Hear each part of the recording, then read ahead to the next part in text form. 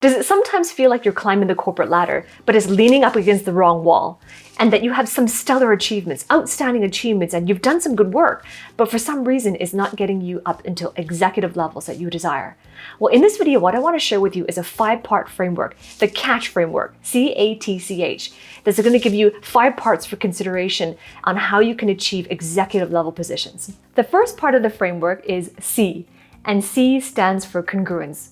Congruence really is the most important first step to be successful. In order to elevate to the executive levels, congruence is the very first consideration. Congruence means what's on the inside is congruent with what's on the outside. Congruent means I am congruent and consistent every step along the path, because what it means is that you are wanting to progress professionally. Professional growth, executive level, getting up to the executive level, being promoted into the executive level, that is professional growth. But professional growth starts with personal growth, and you are moving that personal into professional. So there's a directionality, personal and professional. So here's what this means. The best analogy that I can share with you is that of a seed. The seed, right? When you plant a seed, the seed that you plant dictates exactly the tree that is going to produce. For example, I have here an apple. If I were to take an apple seed and I were to plant that into fertile soil, nurture the soil, I would get an apple tree. And the apple tree would produce more apples. Now, by no means, there is not a single circumstance out there that if I were to plant an apple seed, that I would grow a pear tree or an orange tree. We can all agree that that's not going to happen, right? So here's the thing about seeds. The seed on the inside will produce the fruit that is on the outside, right? So the seed on the inside of this apple is an apple seed, and the seed of the apple produces the fruit on the outside, the apple that we can see, that we can touch, and that we can taste, right? So when it comes to the seed on the inside of you, the seed that is nurtured within you is the seed that produces the fruit of your life. Right? Being promoted into the executive levels is the fruit of the life that you want to produce. And that production of that fruit depends on the seed on the inside. Right? So Carl Jung, let me introduce Carl Jung. Carl Jung was an ancient psychiatrist, and he was an ancient, very pioneer in the fields of psychology and anthropology, and he was very well known for his philosophies. Now, Carl Jung once had a quote, and he said that it is very important to move until you move your unconscious to the conscious. Until you make that movement from unconscious to conscious, then your patterns will run your life and you're going to blame it on everything else. And so what I say with respect to how does that relate to your career path, the way that this relates to your career path is that until you understand your unconscious patterns of behavior, until you understand your unconscious patterns of thought, beliefs, and behaviors, right? Until you understand that and you bring them to your conscious awareness, until you are able to do that, then until you're able to understand your behaviors in your teams, in your industry, and so on, until you're able to do that, your behavior is going to run your career growth, and you're going to blame it on everything else around you. You're going to blame it on your circumstances. You're going to blame it on the economy. You're going to blame it on the opportunities. You're going to blame it on nepotism. You're going to blame it on the industry marketplace, or you're going to blame it on the organization, the org structures, the situational circumstances, and so on and so on and so on. So congruence means how do you move the unconscious to the conscious? And it is a process. It is a journey. So that is the very first step of the framework in terms of having your achievements match your progression into the executive levels that is achieved through step number 1, congruence. The second part of this framework starts with the letter A. And A stands for achievement creates unconscious assumptions. So when you are in your company and you have a desire to grow your career path, you have a deep desire, a burning desire to become an executive, and this is your purpose, and you understand this is something I'm congruent with, and this is something I truly want to become eventually, an executive. What happens is that up until now you have excelled in your career path, and you have once been an individual contributor, and you have once been really good at what you do. You've built around an intellectual subject matter knowledge, and you have built around you a reliability, a dependency on being able to be good at what you do. And as a result of that, those achievements that you have on your resume, those achievements that you had in your individual contributor, and even as an early manager and a mid-level manager as well, those achievements create assumptions in your higher-ups. So here's what I mean by that. There are 3 key assumptions when it comes to higher ups looking at you and saying, congratulations, well done. You've been good as an individual contributor. We can depend on you. You're very reliable at this job level. Now, keep in mind, you're thinking, I want to get ahead. I wanted to get to the next level. They're looking at you saying, you're really good at what you do. You're very dependable and reliable here. You're really good. Keep doing what you're doing because your performance metrics are great. Right? So that's the feedback, that's the observation. So that produces 3 assumptions. The first assumption is that you are at the skill level, your ideal skill level at what you do, and you're really good at what you do because this is your advancement. This is your highest level. So that's the first assumption, is an assumption based on skills. This is you, this is your wheelhouse. So that's the first assumption.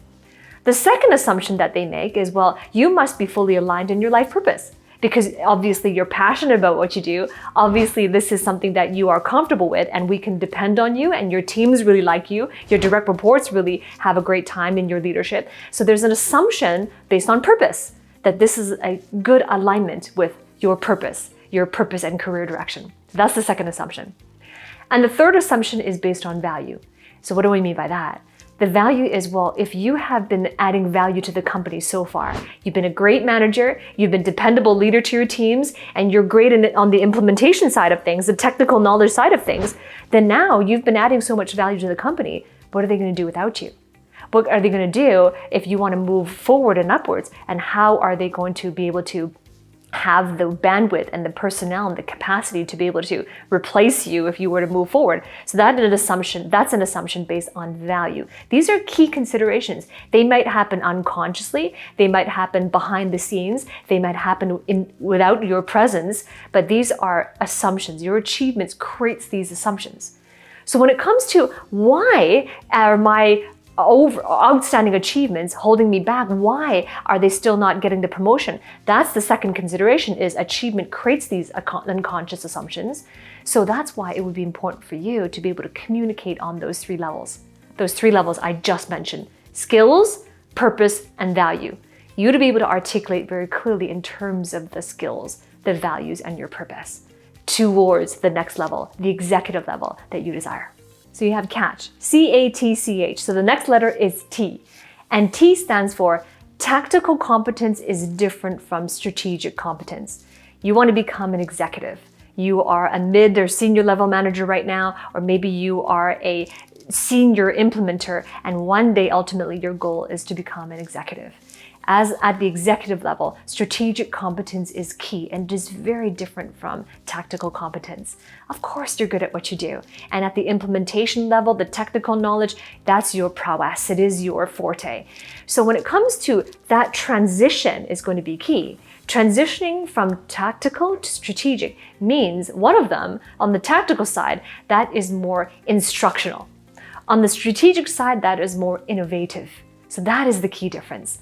So when it comes to moving to strategic, it will be important for you to develop that foundational skill set and that foundational understanding as well. And more importantly, the emotional intelligence involved in becoming more strategic. And keep in mind, when you are tactically competent, at the tactical level, you're involved in a lot of processes. Your day-to-day accountability is in carrying out these processes, and you have a ton of information coming at you. The information could be data, the information could be historical, the information could be situational, but you have a lot of information that you are navigating to be able to follow through on processes. And now that's at the tactical level. At the strategic level, it's completely different. At the strategic level, you are going to be demanded in order to make decisions with less and less information. There's going to be less and less information available to you, but your accountability is on making key decisions. Your accountability is going to be making decisions that be able to produce the results and the outcomes that are desirable with less and less information on hand. So it is navigating through that ambiguity, which is why the movement from tactical to strategy is really one of instructional to innovation. Remember, the acronym is CATCH, C-A-T-C-H. We have talked about C-A-T, and now we are on the second last C. And C stands for company growth dictates the path to positional growth. Now, your growth into executive position is a positional growth. That's the position you want to grow into. And your company growth really does dictate the path. So here's what I mean by that. When a company is growing, when a company is expanding and there's growth, and more importantly, that growth is sustainable, it is sustainable into the foreseeable future, that growth really creates new positions. Because as a company is growing, it demands new positions to be created. It demands new positions at the decisional authority level. It demands new positions at the leadership levels. It demands new positions at the implementation level. And it demands sometimes a restructuring as a result of that. So when it comes to company growth and your desire to move into executive level positions, it'll be really important for you to understand two things. The first thing is to understand, how do I navigate the politics of the organization? Politics means how power and authority is distributed. And the second thing to understand is, how do I navigate through culture? And culture, yes, I'm referring to cultural backgrounds. For example, if you work in a team with a lot of diversity, or maybe you work on remote teams and some of your teams are in different countries all around the world, and yet we need to have a cohesive strategy. But culture involves both of those things. Culture also involves the different ways people think. There are different perspectives. There are different backgrounds on how they were brought up as well, and what that brings to the table. So if you can understand how to navigate through the cultural and political aspects of your organization, this is how you can take the company's growth to whole new levels in your own positional growth as well. You see, the company's growth necessarily will move people from tactical to strategic positions. And the reason why is because when it comes to companies growing, there are more expansive positions. There's a greater demand on leadership. There's a greater demand for those types of skills that can navigate through ambiguity. There's a greater demand for individuals who have that level of skill, interpersonal, intrapersonal skill, who can make decisions with less and less information. There's a demand for people who can see the future clearly, who can direct layers of leadership beneath them. There's a demand for visionary capacities, and there's a demand for communicators who can represent the vision to the whole corporation. So there's a demand for these things. So when it comes to growth, growth will move individuals from tactical to strategic. It depends. Are you prepared for that?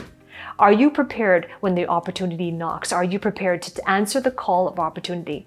Are you prepared to look at opportunities that come when a company is growing and to be able to position yourself there strategically, but also at the same time to prepare yourself internally?